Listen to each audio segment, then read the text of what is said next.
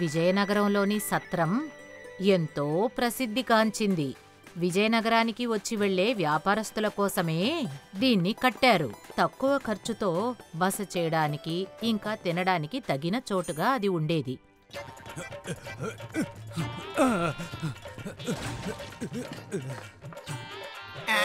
అరే ఏమైంది? ఈ సత్రానికి యజమాని ఇదిగో ఈ బిమ్లేషే. నాకెందుకో బండి చక్రం ఇరుక్కునేట్టు అనిపిస్తోంది. అరే ఆగయ్యా, నేను వస్తున్నాను. ఎప్పుడు ఎదుటివారికి సాయం చేయడానికి అతను ముందుంటాడు.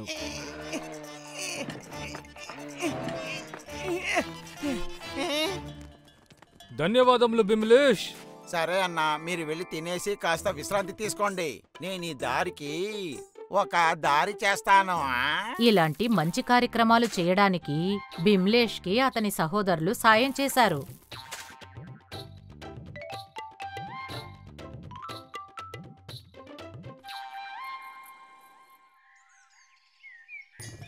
అదరగొట్టేశారు బిమ్లేష్ అన్న. ఈ దారిని మీరు బాగు చేసి ఎంతో మంచి పని చేశారు. చూసి జాగ్రత్త, వెళ్ళేసి రండి.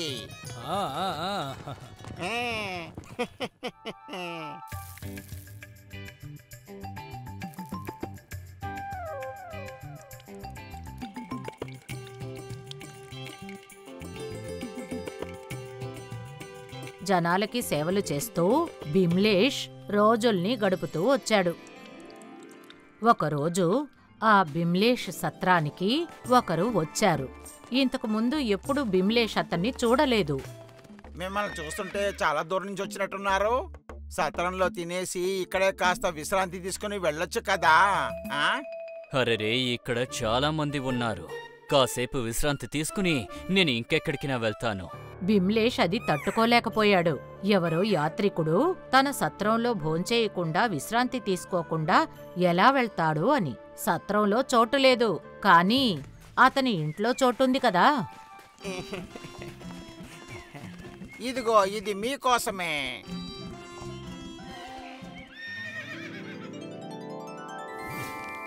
మీ గుర్రానికి ఇది బాగా నచ్చినట్టుంది. మీరు లోపలికి రండి. ఇదిగోండి, ఈ భోజనం మీకోసమే. ఇంత రుచికరమైన ఆహారం చూసిన తర్వాత నా ఆకలి ఎక్కువైపోయింది. అతను 2 రొట్టెలు మాత్రమే అడిగాడు, కానీ అతను తినడానికి చాలా పలహారాలు దొరికాయి. ఇంకేముంది, ఆ ప్రయాణికుడు కడుపు నిండా తిన్నాడు.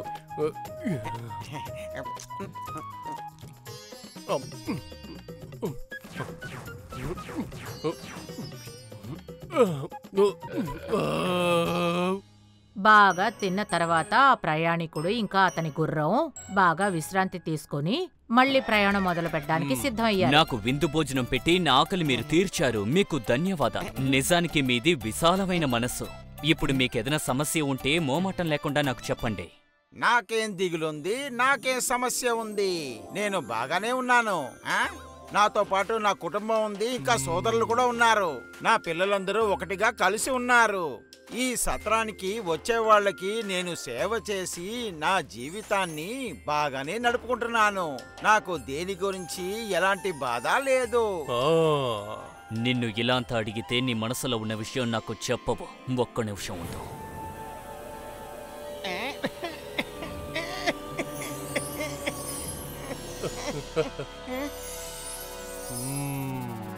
నేనే యముణ్ణి.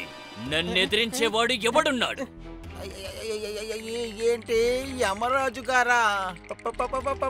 ప్రభు, మీరా? ఇక్కడికి మీరు ఎలా వచ్చారు? భయపడకు, నేను తరచూ భూవాసుల్ని చూడ్డానికి వస్తాను. ఇప్పుడు నీకు నేనెవరో తెలిసిపోయింది. చెప్పు, నీ బాధలు నాకు చెప్పు. బిమ్లేష్ అతని కుటుంబాన్ని తలుచుకొని చాలా బాధపడుతున్నానని చెప్పాడు. ఒకవేళ అతనికేమైనా జరిగితే అతని కుటుంబాన్ని ఎవరు చూసుకుంటారు?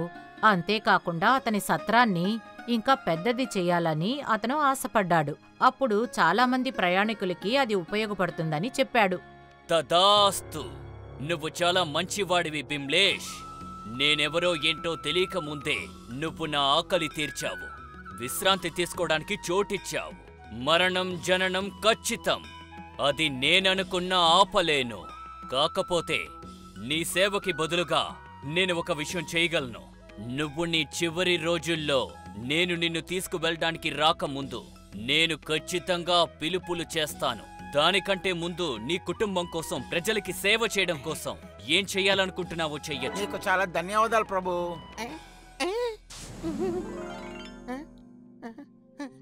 యముడు దగ్గర నుంచి ఆశీర్వాదాన్ని పొందాక బిమలేష్కి ఇప్పుడు ఎలాంటి దిగులు లేదు. అతను మనస్ఫూర్తిగా తన కుటుంబానికి ఏమేమి చెయ్యగలడో అవన్నీ చేయడం మొదలుపెట్టాడు. అన్నా, ఇప్పుడు సత్రంలో చోటు చాలా తక్కువగా ఉంది.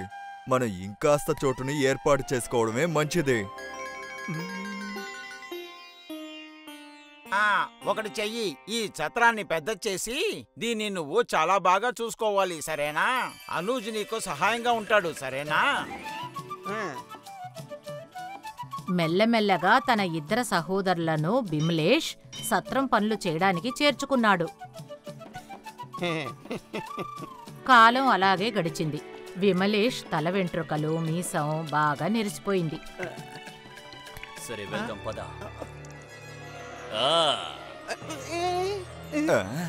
ఏమైందన్నా? ఏం లేదు, నేను బాగానే ఉన్నాను. అన్నా, నాకేమనిపిస్తుందంటే ఇప్పుడు మన సత్రానికి ఇంకొక వంటగది అవసరం అవుతుందని నాకు అనిపిస్తుంది. ఆ చోటుని మన అనూజ్ చూసుకుంటాడు. బిమలేష్ చాలా సంతోషించాడు. ఇప్పుడు అతని ఇద్దరు సహోదరులు తమ కాళ్ల మీద నిలబడ్డారు. కాలం అలాగే గడిచింది. ఇప్పుడు బిమలేష్ సహోదరులు అతని మాటలు విని అతని సత్రాన్ని బాగా చూసుకున్నారు. దాన్నింకా పెద్దది చేశారు. కాని ఇప్పుడు విమలేష్ యమరాజు అతనికి పిలుపునివ్వాలనుకున్నాడు కదా, అందుకోసం చాలా నిదానంగా ఎదురుచూస్తూ ఉన్నాడు. వెళ్దామా? వెళ్ళాల్సిన సమయం ఆసనమైనది. ప్రభు మీరా? ప్రభు కాదన్నా, నేనే. మన కొత్త సత్రాన్ని చూడడానికి మీరు కూడా నాతో పాటు వస్తారు కదా.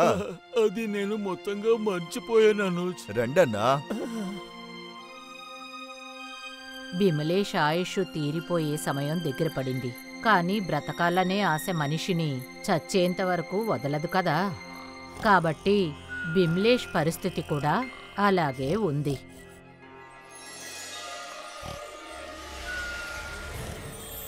సరే పద బిమ్లేష్, నువ్వు భూమిలో ఉండాల్సిన సమయం అయిపోయింది. వెళ్దామా? అనూజ్,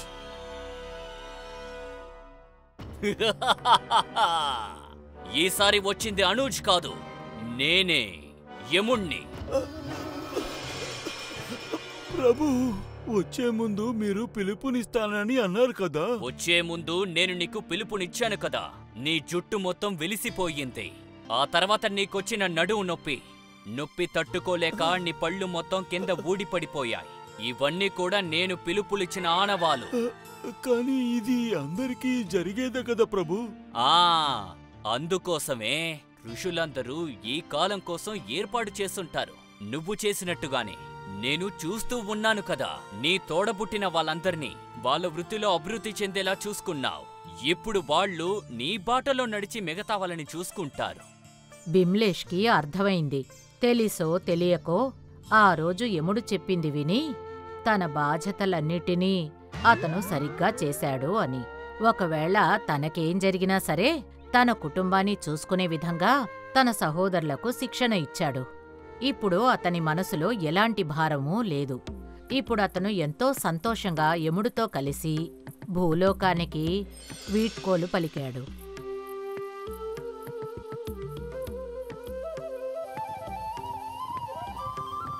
సరే పిల్లలు, ఈ కథ నుంచి ఏం నేర్చుకున్నారు? అదేంటంటే అమ్మా, మన బాధ్యతలన్నిటినీ సరిగ్గా చేసి